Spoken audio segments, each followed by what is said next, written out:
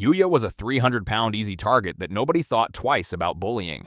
That all changed when he got his hands on an overpowered cheat skill that turned him into a shredded, monster-slaying machine who also happened to be great with the ladies. Growing up, Yuya got picked on nonstop by classmates and family alike for looking like a real-life Shrek. His grandfather was the only one who ever treated him with any kindness. When he passed, Yuya inherited his house and everything in it. His parents immediately tried to take it all, and when that failed, they disowned him. Since then, he had been grinding part-time jobs just to survive. Then one day, his school bullies decided to use him as a birthday piñata, which made him show up late to work and got him fired on the spot. As he dragged himself home that night, he ran into a girl named Kaori being harassed by a group of nobody characters. When he stepped in, they left one guy behind to beat some weight off him. The police showed up just in time to stop things from going sideways. Once they cleared out, Kaori rushed over to check on him, but Yuya told her he was fine. Then he got up and walked away like a zombie, leaving everyone confused. Back home, he walked into the bathroom and caught his reflection in the mirror. He broke down on the spot. The frustration built up and he punched the mirror, which cracked open a hidden door in the wall behind it. Curious, he stepped inside and found a secret room filled with every item his grandfather had collected during his travels. The room also had a strange door at the back that led to a small cottage. The moment he stepped through it, a digital screen appeared in front of him. It told him he had gained a set of skills, including an appraisal skill that confirmed the door was a gateway to another world. He checked his other skills and then pulled up his stats. The numbers were painfully low and left him deflated. But that changed fast when he saw he had an unlimited cheat skill and could essentially become unstoppable. Looking around, he found a bunch of weapons and decided to test his sword skills. Turns out he had none.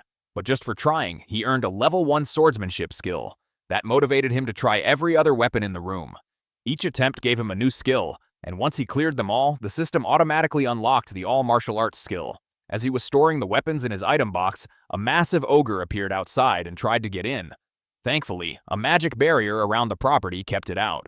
Yuya was terrified because this was a high-level monster, but instead of running, he planted his feet, took an attack stance, and launched his spear despite his hands shaking like a washing machine.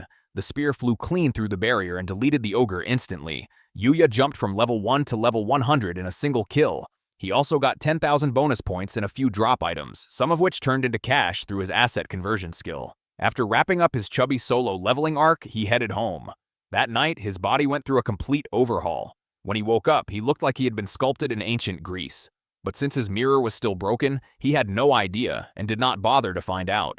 He grabbed some clothes from the cottage and went out to tend his new garden. A slime monster showed up looking for trouble and was dealt with quickly. It dropped a rare item that boosted his stats and stored sunlight as magical energy. Everything else converted to cash, which he used to order a new school uniform. He then spent the next day reading about the other world and grinding monsters to keep leveling up.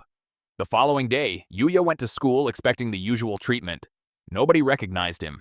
His transformation was so complete that he had basically done a K-pop level glow-up overnight. When he told them who he was, they were all stunned, which confused him so much that he ran to the bathroom and could not believe what he saw in the mirror. After that, his siblings and his regular bullies dragged him outside, demanding to know how he suddenly went full revenge body. When Yuya could not explain it, they started insulting him. That stopped when a limo pulled up and Kaori stepped out. She ignored everyone else and spoke directly to Yuya. He did not remember her, so she reminded him of the night they met. She had come to offer him a spot at AC Academy as thanks for saving her. Her father was the school board chairman and had personally suggested Yuya's admission after hearing what he had done. Yuya appreciated the offer but said he did not have the qualifications. His siblings immediately jumped in and asked Kaori to take them instead. She shut that down instantly, saying she wanted nothing to do with people who treated her savior like trash. That told them she had investigated them. Their knees practically gave out. Ignoring the entitled duo, Kaori kept pushing Yuya to consider it.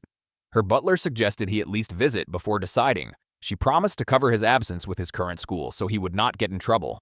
Before he could refuse, she had already pulled him into the limo. They arrived at the academy shortly after, and Kaori took him to meet her father, who thanked Yuya personally. Once seated, the man told him enrollment would be completely free. Yuya still hesitated and admitted he was not a strong student. The man gave him a calm but firm speech about not giving up before even trying. After that, he proposed that Yuya spend the rest of the day attending trial classes to get a real feel for the place. Right on cue, a teacher named Ray walked in, and Kaori's father told Yuya the trial class would be with her. Ray introduced him to the class, and every single student went silent the moment they saw him. Ray had to clap her hands to snap them back to reality, then sent Yuya to the empty seat at the back and started the lesson. At lunch, the whole class swarmed him with questions from every direction. A boy named Ryu stepped in and told everyone to back off. Yuya thanked him and Ryu invited him to eat together. At the cafeteria, they sat with a boy named Shingo. Over lunch, Yuya learned that Ryu was a sports prodigy that every club was chasing, while Shingo was an otaku who lived for games. At the end of the day, Yuya returned to Kaori's father's office. The man asked what he thought. Yuya admitted it was far better than his current school and asked if it was really okay for a loser like him to be there. The man assured him he was more than worthy, so Yuya accepted and asked for his continued support. He ran into Kaori in the hallway on his way out. When he told her he would enroll, she invited him to hang out. She took him to a student-popular street nearby, and as they walked, Yuya asked if she came there with friends often. Kaori admitted she was just as friendless as he was, since everyone kept their distance because of her father's position. When she mentioned that she had invited him because she wanted some alone time with him, Yuya panicked and quickly redirected her attention to a nearby crepe shop. While they were eating, Kaori commented on how good they were. Yuya agreed and admitted he wanted to try everything on the menu, but made a mental note not to overindulge. He did not want to end up looking like Pumbaa again. He then asked how she had recognized him after his transformation. She told him it was his eyes. They were kind, and that had not changed even though everything else had.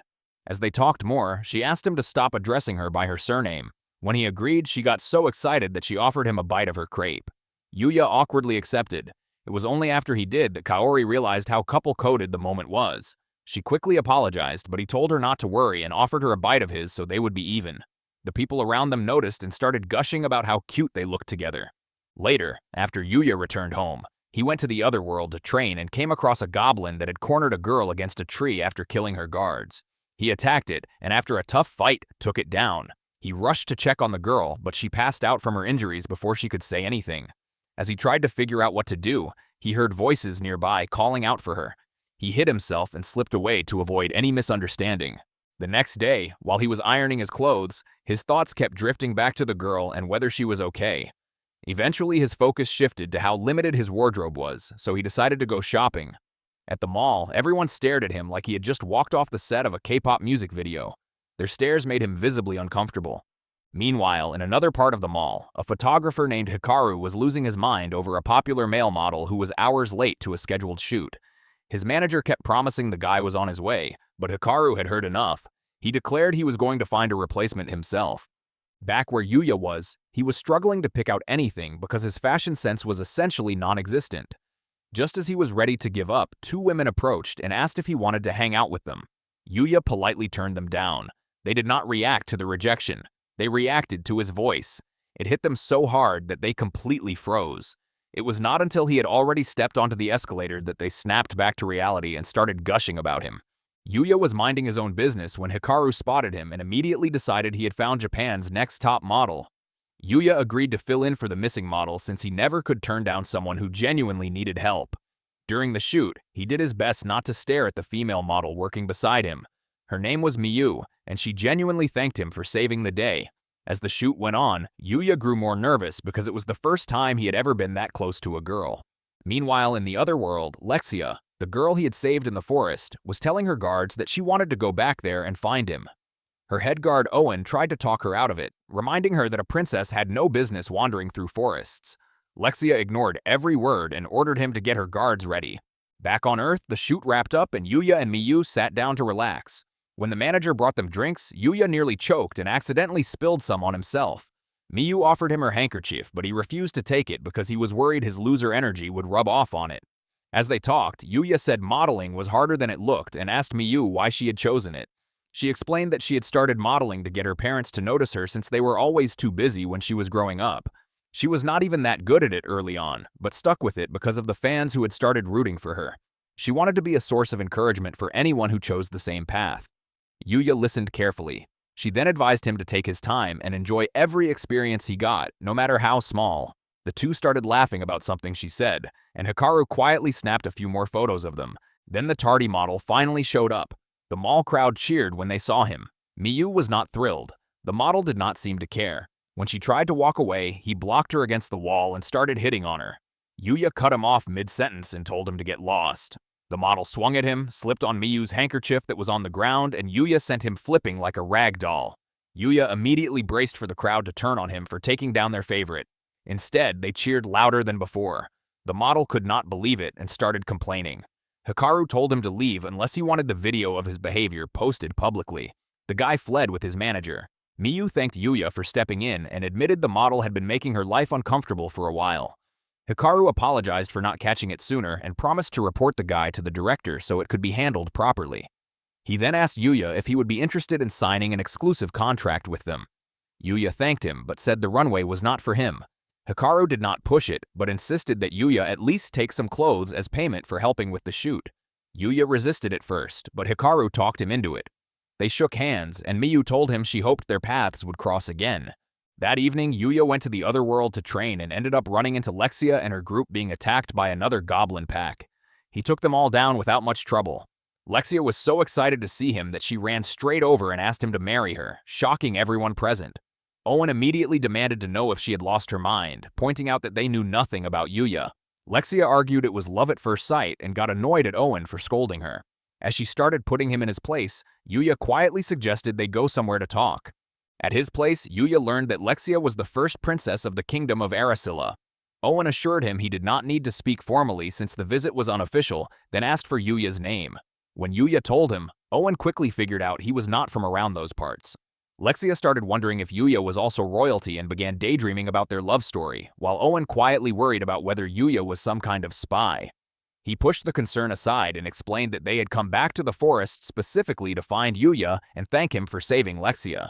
Before he could say more, Lexia jumped in and began telling Yuya that she had not stopped thinking about him since the moment they first met. The more she talked, the more intense it got, and she ended by proposing to him again. Yuya gently turned her down. Lexia, being exactly the kind of person who does not take a no and move on, told him she was perfectly happy just being his friend for now. Her words made Yuya briefly reflect on how miserable his life had been up to that point, and he told her it was an honor to be her friend as long as she did not mind his loser status. They sealed it with a handshake. Owen then cut in and told Yuya about the second reason for their visit. The king had heard about what happened and wanted to personally express his gratitude to Yuya. Owen told him they were willing to work around his schedule. Yuya promised to visit the palace soon. As the carriage pulled away, Lexia leaned out and promised that the next time they met, she would absolutely steal his heart. Back in the capital, inside a house somewhere, a masked man was being informed that the assassination attempt on Lexia had failed. It turned out she had been deliberately lured into that forest so she could be quietly taken out. The goblins had killed his men before they could finish the job, and the fact that someone had also been there to save Lexia made things worse. The man dismissed his informant but made it very clear that another failure would be his last. Once alone, he pulled off his mask and swore that Lexia would pay.